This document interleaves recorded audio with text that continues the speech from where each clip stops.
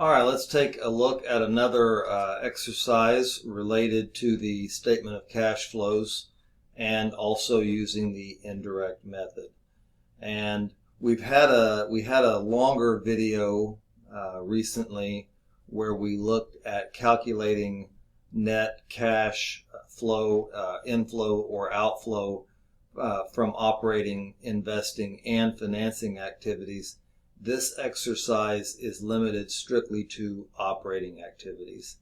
And quite honestly, operating activities are what matters most.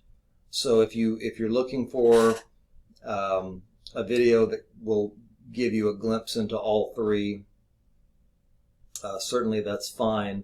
But here we're only going to be looking at operating activities. And so because we're not going to be looking at all three, we will actually not be reconciling to our cash balance here of 19,000. We do have another video just before this one, a few days, that does all of that. Okay, so let's take a look at what we have here. And it says the following information was obtained from Galena Company's comparative balance sheets. Assume that Galena Company's 2018 income statement showed depreciation expense of $8,000, a gain on sale of investments of $9,000, and net income of $45,000. So hopefully you know this, and if you don't, that's okay. We can learn it right now. When we use the indirect method and we are looking at cash flows from operating activities, our starting point is always going to be net income. Now, I said that's our starting point. It's by no way, shape, or form enough. But so we have to do a couple things. We have to go through income statement adjustments as well as some balance sheet adjustments, right? So if we do all of that, well, then we should be able to figure this out. Okay, so here's the thing. They mentioned depreciation expense of $8,000 for a reason, and we'll get to that. And they mentioned this gain on sale of investments for a reason. There's a whole lot more on the income statement than that. So let's go ahead and get started here. What did I say? I said the starting point is always net income, so net cash flow from operating activities. If we were going to fill in this little drop-down box right here, and we are, we're going to place in this net income. Again, that's always going to be our starting point. Notice that depreciation is listed next, and they gave us this figure right up here of 8,000. What we want to understand is that that expense, like all other expenses, effectively reduced net income by 8,000. However, we're going to add that expense back in as a positive amount, and the reason for that is because depreciation is a non-cash expense. We purchase some type of long-term asset, and we are allocating the cost of that asset over multiple periods, and for this year, that total was $8,000. So that's a non-cash expense. So if we're trying to determine cash provided or used by operating activities, we have to add that back in. They also gave us gain on sale of investments of $9,000.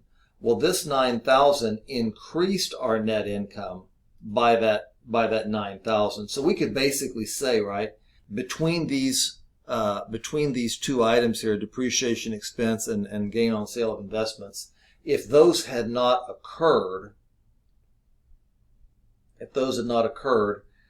we would have had basically $44,000 of net income for the year. Well, we could say that because we don't have any other information.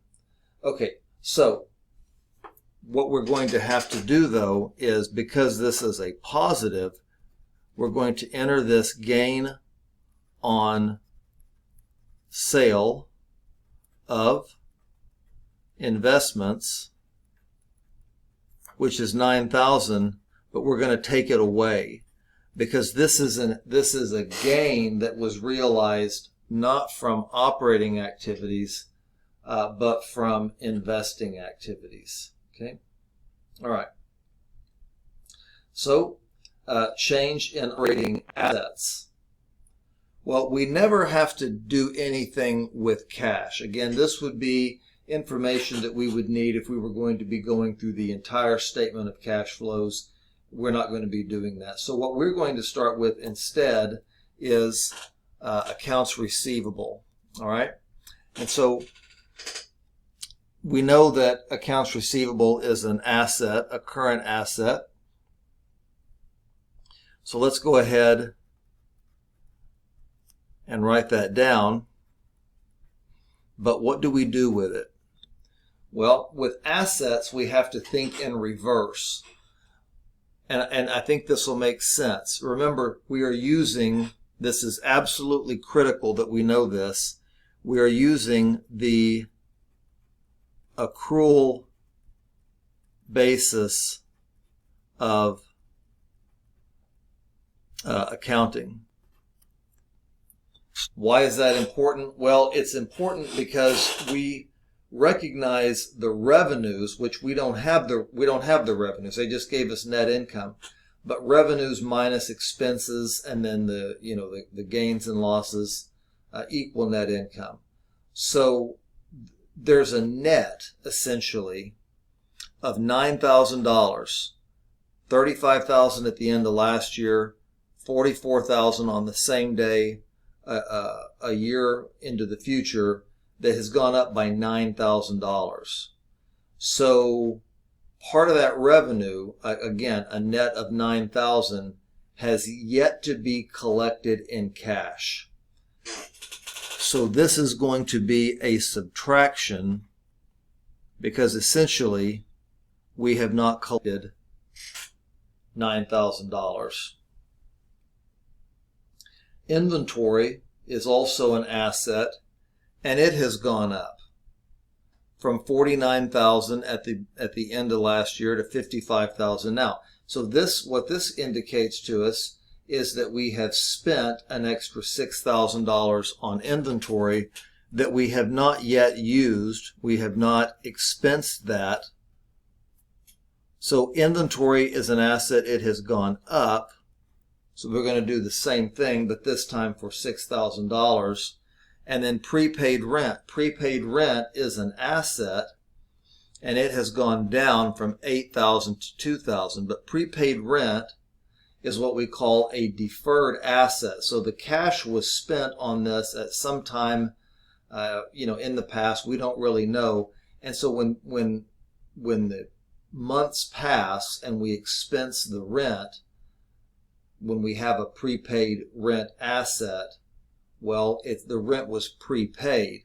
So that whatever that monthly expense is, we'll just say that it's hypothetically $2,000.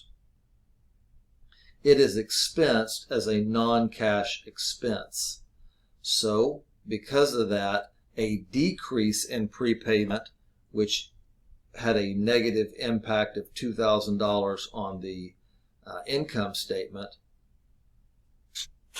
we're going to increase, let's see here, our prepaid rent, $2,000. So again, with assets, we have to do basically the opposite. If the asset has gone down, it's an increase. And if the asset has gone up, it's a decrease. I want to go back to, we'll just go with accounts receivable for a moment. Let's say that this $35,000 here was then $34,000 instead of $44,000. What we would say is that there's an extra $1,000 cash that would be that we need to add in because that was from a prior period. In other words, if it was $35,000 and then it was $34,000, we would say that we essentially collected everything from that year. Okay, that's not exactly accurate, but that's what we're going to say. We collected everything from that year plus $1,000 from a prior period. Okay, Now in our case, the accounts receivable went up, so it was a negative impact. All right. And so then we have to also look at operating activities. Accounts payable and liabilities they don't move in an opposite direction. So 2017 we had accounts payable of 20,000. It went to 24,000. So this is debt. There's a change between 24 and 20 of $4,000. So this is additional debt that we have incurred that has not been paid in cash. This could be, 30, 50, 150 transactions. We don't know. But in the aggregate, accounts payable went up by $4,000, and it is $4,000 in cash that we have not yet paid. All right. And then finally, we have one more liability account here, income tax payable. And so we need to address that.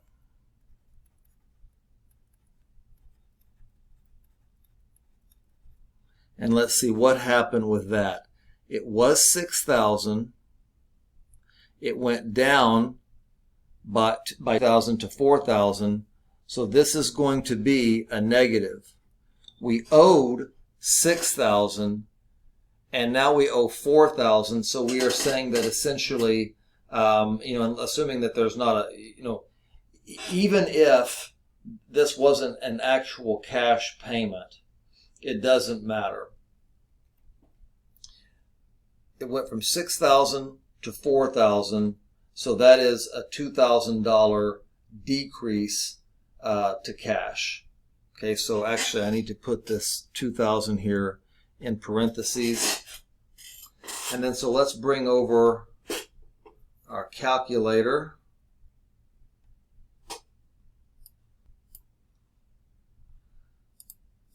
We're going to start with net income of 45,000. We're going to add back the depreciation expense, subtract out the gain.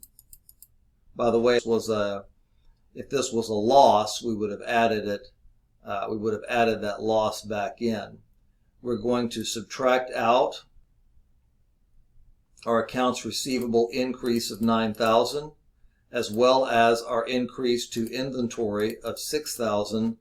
But then add back this prepaid rent that was a deferred asset and the expense was essentially non-cash.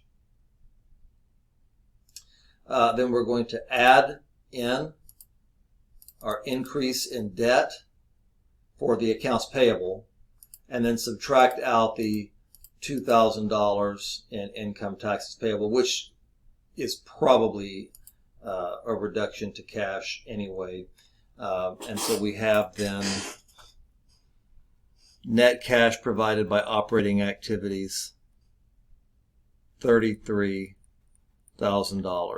Okay, $33,000, and that is somewhat significant from our net income of $45,000 where we started off.